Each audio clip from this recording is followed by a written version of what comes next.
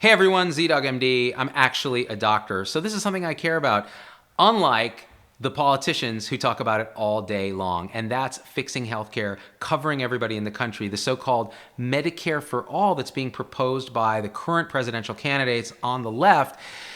They're not telling you everything, guys, and I'm going to try to fill in the blanks. Okay, Medicare for all. What does that mean? Typically, what they're trying to say is they want to cover everyone in the country with a single-payer healthcare. There's one thing we bill, and it's the government. And they want to model it on Medicare, which has been quite successful for people 65 and older and with particular medical conditions. So they said, why not just expand that to everybody? Like the rest of the civilized world will cover everybody. And so the Democratic candidates in particular are pitching different versions of this. Here's what they're not telling you. Medicare in its current incarnation covers 90% of the total allocated costs of care. Robbie Pearl wrote an amazing Forbes article spelling this out. So if they're only paying 90% of the cost, where are hospitals and doctors and health systems actually making up the difference? They are overcharging regular commercial insurance, which is typically paid for by employers and individuals. It's called cost shifting. So they'll charge those guys 120, 130% of what Medicare pays for a given procedure or whatever. Well, so that's how the hospitals are able to stay solvent and make a little bit of profit while providing care to everybody, because Medicare doesn't pay for it all. So what happens when you have Medicare cover everybody? Doing the math on this, we're covering 90% of the costs. With no one else to cost shift to, what's going to happen? Either hospitals en masse are going to go out of business, people are going to stop going to medicine because there's not enough reimbursement, or we're going to have to make up the $3 trillion shortfall over the next 10 years with, guess what? Higher taxes or printing more money, both of which result in higher taxes, either inflation or taxes. That is very, very expensive, and nobody's talking about that. Some of the Democrats are saying, well, how about we do Medicare for some and then have commercial private insurance cover everybody else? Well, guess what's going to happen? When people realize that the public insurance is cheaper to free, they're typically going to go for that. Then the hospitals are going to try to cost shift to the private insurance. That's going to get so expensive that no one's going to buy it.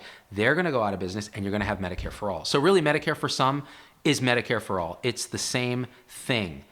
What's the third sort of proposal? You know, you have, what's her name from California proposing that, why don't we make it Medicare Advantage, which is where companies sort of compete with these narrower networks and they administer the Medicare for all in this competitive private way. Well, what they're not telling you there is that a lot of these networks are really narrow, and that means you're going to be limited in the choice of who you can see. Now, some of the best Medicare Advantage plans actually include big hospital systems with integrated multi-specialty groups, and they provide great care. So if it's done that way, that might actually work.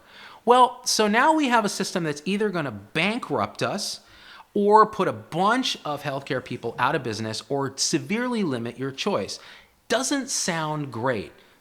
Is it better than what we have now? Well, that's the Republicans' piece is, well, no, it's not. So either we keep what we have now, not going to work, going to bankrupt us, we're done. We're already spending like $15,000, $20,000 a year for families. It's crazy. Okay, not going to happen. What did Trump say? Well, maybe we can repeal the Affordable Care Act and we'll just make it more affordable by having cheaper insurance plans that cover less. Have you tried the cheaper plans? They don't cover some maternity care. They don't cover pre-existing conditions. They have a really high deductible before you even get care. So it's almost like not having insurance. So the Republicans haven't done ish either. Well, it turns out most people identify somewhere in the middle. 40% people identify as somewhere independent. It's the extremes that are dominating the conversation. Now, let's pretend something really dumb, like I'm running for president as a doctor. And guess what? If I'm running for president, I don't want to win because that job looks terrible. So you know what I would do if I don't want to win? I would tell you, the American people, the truth. And here's the truth about how to fix medicine, what they're not telling you. Who cares about how to pay for medicine? Who cares about how to cover everyone? Yeah, those things are kind of important, but who cares about that stuff if what you're paying for is fundamentally broken? You want to take Medicare for all, take the common money and cover something that wastes $400, $500 billion a year in ineffective, unuseful care that hurts people. You want to continue to throw money at a wasteful, fragmented, uncoordinated system that doesn't reward prevention but focuses on treating sickness after the horse is out of the barn. You want to do that with public money, bankrupt the country, and put an economic vice on us. How about this? How about we address pharmaceutical drug costs by negotiating more aggressively, reforming patents? How about we address hospital and physician waste by really, really looking at what works? What works? Really good preventative primary care. The data seems to show that if you have good primary care, everything else will follow. So spend money on that, make it competitive. You can use out-of-pocket money, you can use government money, you can make it a flat fee. There's a million ways to do it, but focus on what works. Pay doctors to keep people well instead of just reacting when they're sick.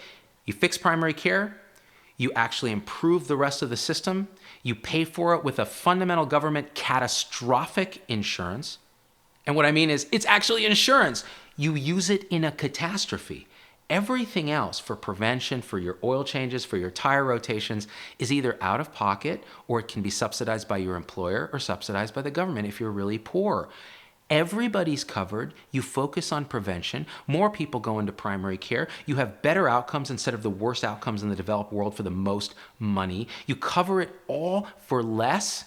Employers have a role. Competition in existing insurance companies and existing healthcare organizations has a role. Quality is what you're paying for. It's price transparent, so it's true competition. And you know what? That is as American as it gets. And if I were running for president, that's what I'd try to sell you. And you would never vote for me because I tell you the truth. But you know what? We on the front lines know that this is the way you fix medicine. So the next time you listen to a politician tell you that they're going to fix medicine, really think about what that means. Who's going to do it? Us. All of us together from the ground up, we can do it. They can never tell us how to do it. So wake up, guys. Share this video. Leave a comment about what you think. If you want, become a subscriber on YouTube and Facebook and a supporter. I don't care about that. I care about your voice being heard. Together, we can actually do it. All right, guys, I'm out. Peace. Z-Dog 2020! I won't do that, Tom. That sounds horrible. Plus, there's a lot of stuff in my closet you don't want to know. Of course, now that Trump's president, I can probably pull it off. All right, I'm running for president. I just announced. Okay, news, you're welcome.